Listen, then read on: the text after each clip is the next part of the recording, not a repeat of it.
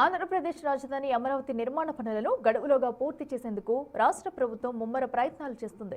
ఈ క్రమంలో అమరావతి నిర్మాణ పనుల పురోగతిపై పురపాలక శాఖ మంత్రి నారాయణ ఉన్నత స్థాయి సమీక్ష సమావేశం నిర్వహించారు.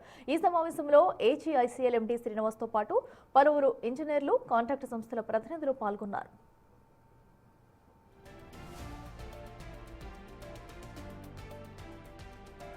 అమరావతిలో ప్రజా ప్రతినిధులు, ఉన్నతాధికారులు, ప్రభుత్వ ఉద్యోగుల కోసం నిర్మిస్తున్న గృహాల పనుల పురోగతిపై చర్చించారు. ఈ పలు భవనాలను ఈ నెలలోనే ప్రభుత్వానికి అప్పగించే అంశంపై సమావేశంలో ప్రధానంగా చర్చించారు. గృహ నిర్మాణాల్లో ఫినిషింగ్ పనులు వేగవంతం చేయాలని మంత్రి కాంట్రాక్టు సంస్థలను ఆదేశించారు. నిర్మాణం పూర్తవుతున్న టవర్ల వద్ద కేవలం భవనాలే కాకుండా నివాసానికి అవసరమైన అన్ని రకాల మౌలిక సదుపాయాల కల్పనపై మంత్రి నారాయణ సమీక్షించారు. అంతర్గత రహదారుల నిర్మాణం, నిరంతర విద్యుత్ సరఫరా, డ్రైనేజీ వ్యవస్థ, తాగునీటి సౌకర్యం కల్పించడం వంటి అంశాలపై ఇంజనీర్లకు దిశానిర్దేశం చేశారు.